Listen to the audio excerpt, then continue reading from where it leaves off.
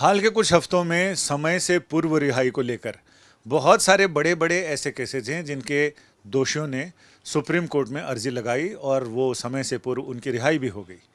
ये अलग बात है, इसमें बिल्किस बानो के दोषी कहें, अमरमणि त्रिपाठी कहें, बाकी बहुत सारी लंबी फहरिस्त है। इसमें एक नया नाम जुड़ गया, बबलू श्रीवास्तव का। बबलू श्रीवास्तव भी अब इसी लाइन पर जा रहे हैं कि उनको 33 साल कुल मिलाकर सज़ा को हो गए हैं, लिहाजा उन्हें अब उम्र कैद की सज़ाओं से समय पूर्व रिहाई मिले। हम बात कर रहे हैं बबलू श्रीवास्तव के वकील अहमद सैयद सऊद साहब से। इसमें आपकी जो याचिका है आपके मुवक्किल की, वो क्या कहती है, किन किन ग्राउंड पर उनको रेमिशन चाहिए?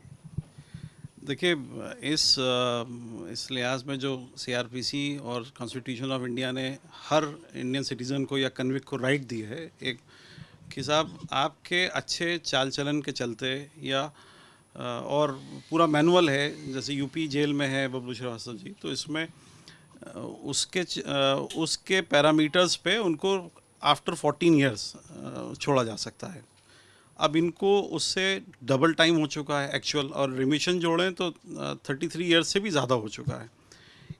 अच्छा, ये जो अभी लोग कर रहे हैं या पॉलिटिकल रीज़न से जिस भी वजह से लोग सक्सेसफुल भी हो रहे हैं, वो हमारा नहीं। हम तो पहले से अप्लाई कर रहे हैं। 2016 में भी हर 2 साल पे फॉर्म जमा होता है कि साहब हमको छोड़ दिया जाए। इनका काफ़ी अच्छा कंडक्ट रहा है, एक भी कोई शिकायत नहीं है, और हेल्थ बहुत ख़राब है। कई जो पूरी तरह से इनको ट्रीटमेंट जेल में नहीं हो पा रहा है, और तो इसके चलते हम लोग कोशिश करते रहे पहले भी, और अभी भी हमने पिटीशन दायर की है कोर्ट में। ये बात उनसे कही है कि साहब इनका कंडक्ट अच्छा है, कोई शिकायत नहीं है, और बेटर मेडिकल अटेंशन की ज़रूरत है। तो इसमें आप लोगों ने प्रॉपर एक रेमिशन की पिटीशन लगाई है? जी जी, हमने रेमिशन की पिटीशन गवर्नमेंट को दी थी, गवर्नर को, जो रिजेक्ट हुई। उसको अब हमने हाई कोर्ट में चैलेंज किया है कि साहब गलत ग्राउंड्स पर रिजेक्ट हुई। इलाहाबाद हाई कोर्ट में? इलाहाबाद हाई कोर्ट की लखनऊ बेंच में। जी, इसमें हेल्थ ग्राउंड को लेकर उन्होंने रेमिशन की अर्जी लगाई है, तो क्या क्या प्रॉब्लम, परेशानियां क्या क्या हैं डॉक्टरी रिपोर्ट के मुताबिक और ऐसे? जी, कई सारी। इनको सबसे बड़ी जो ट्रबलसम बात है वो इनकी आँखों का सही इलाज नहीं हो पा रहा है। डे बाय डे रोशनी कम हो रही है। फिर इस रफली 62-63 एज हो गई है मेरे ख्याल। तो ओल्ड एज वाली प्रॉब्लम्स भी हैं जो ब्लड प्रेशर से रिलेटेड हैं, और कई सारी प्रॉब्लम्स हैं इनको। तो हमने पूरी लिस्ट लिख के लगाई है इसमें। तो लेटेस्ट रिपोर्ट्स भी हैं हमारे पास। अब ये कोर्ट के सामने है मैटर, तो उसके लिए बहुत ज़्यादा मेरिट्स पे तो नहीं बताऊंगा मैं कि साहब उसमें हमने क्या क्या लिखा हुआ है, लेकिन कोर्ट को हमने बता दिया कि साहब हेल्थ कंडीशन हमारी अच्छी नहीं है, इसलिए हमको मेडिकल बोर्ड बनवा के और हमारा एग्जामिनेशन हो जाए, जिससे प्रॉपर ट्रीटमेंट हो जाए। एक बार अंदर जाने के बाद रिस्पॉन्सिबिलिटी टू स्टेट की है ना, आखिरकार तो इंसान है। आपने कुछ भी इल्ज़ाम लगाया या साबित कर लिया, नहीं हो पाए तो, लेकिन अब जो अंदर हालात हैं उसके लिए उनकी सेहत की जिम्मेदारी तो गवर्नमेंट की है।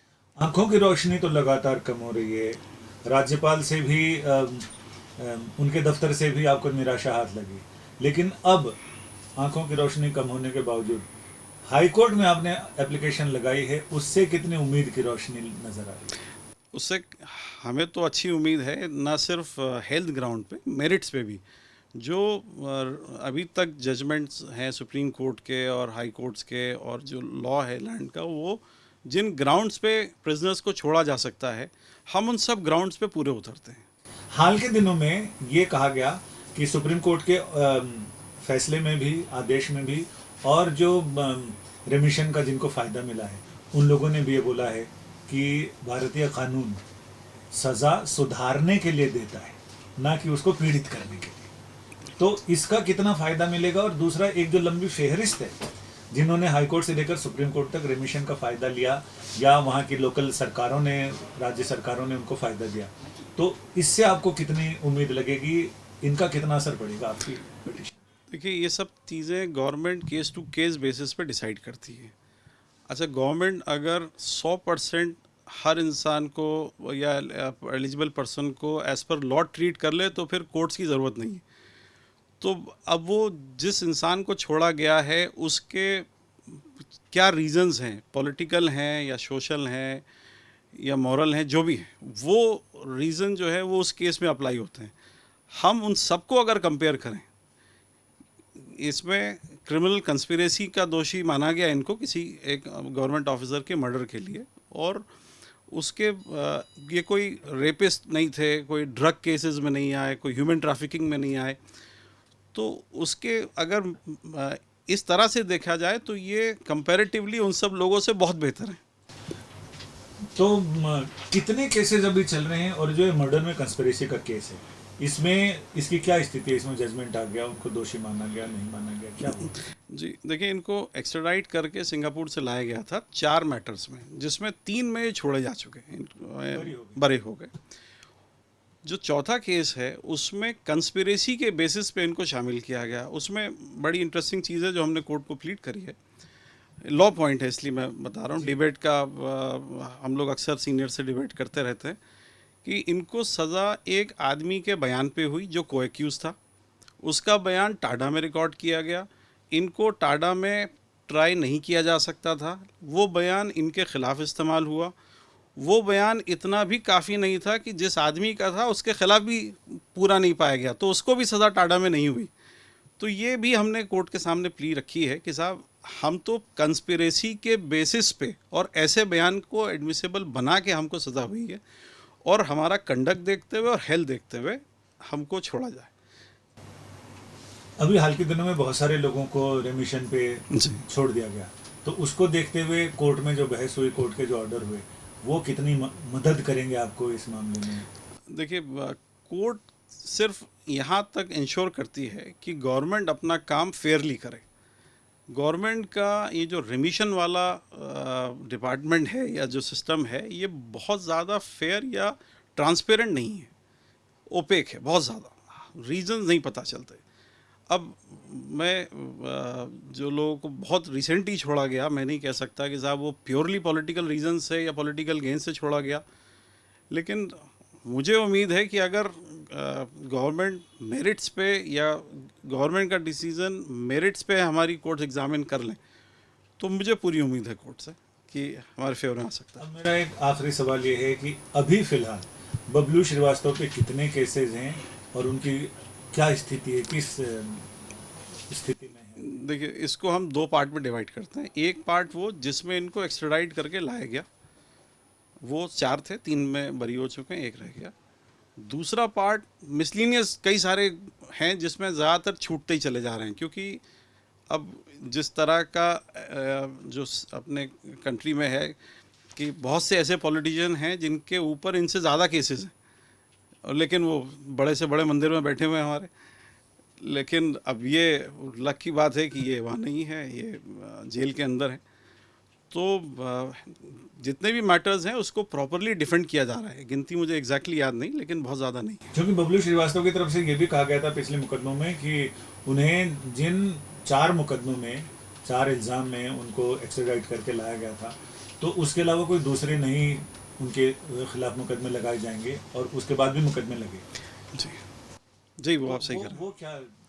देखिए, एक्स्ट्राडिशन जब हुआ तो 4 मैटर्स के लिए रिक्वेस्ट भेजी गई, और यहाँ तक हुआ कि साहब इनको टेररिज्म के एक्ट में एक्स्ट्राडाइट करके लाया जाएगा, लेकिन सिंगापुर से ट्रीटी थी। उन्होंने कहा साहब, आप किसी ऐसे कानून में उनको सज़ा नहीं दे सकते जो हमारे यहाँ सिंगापुर में नहीं है। तो वहाँ टेररिज्म रिलेटेड या टाडा जैसा लॉ नहीं था, तो इसलिए उनको यहाँ टाडा में चार्ज नहीं किया गया। तो उसके चलते इसके अलावा जो मैटर्स थे, तो कुछ ज़्यादातर मैटर्स किसी में भी कोई डायरेक्ट एविडेंस इनके ख़िलाफ़ नहीं होती, सिर्फ नाम शामिल हो जाता है। अब वो किसी भी स्टेज पे आ सकता है, तो वो जो फेरिस्त बनी है वो बहुत ज़्यादा माने नहीं रखती है।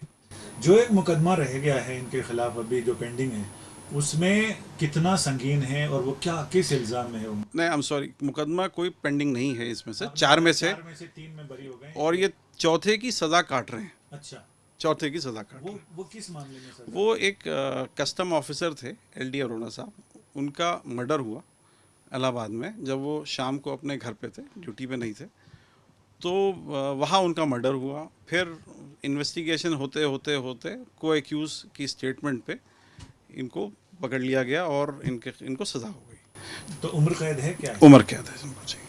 तो अब आपको ये लग रहा है कि जो ग्राउंड है वो आप लोगों के हिसाब से कानून के सामने, जी, कानून की रोशनी में वो बहुत फेयर हैं और मजबूत ग्राउंड हैं जिस पर आपको उम्मीद है? पूरी उम्मीद कोर्ट से है और अपने क्लाइंट से है कि जो उसने कंडक्ट शो किया है, इतना रिफॉर्म हुए कि किताब तक लिखी, और फिर जो उनके हालात, मेडिकल रीजंस जो उनके बन रहे हैं सेहत से रिलेटेड, तो हमें उम्मीद है कि हम इसमें हमारे साथ न्याय होगा।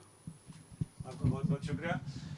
यानी सोहबत, सीरत और साथ ही सज़ा, इन तमाम चीज़ों को अगर देखें तो बबलू श्रीवास्तव और उनके वकील को काफ़ी उम्मीद है कि जिस तरह से लोगों को रेमिशन पर छोड़ा जा रहा है तो उनके लिए उनकी सेहत भी है, उनकी सीरत भी है और तमाम ऐसी चीज़ें हैं जो ग्राउंड्स तैयार किए गए हैं, वो इनका कहना है कि वो मजबूत ग्राउंड हैं और उम्मीद है कि बबलू श्रीवास्तव को भी वही राहत मिलेगी जो बाकी पिछलों को मिली है।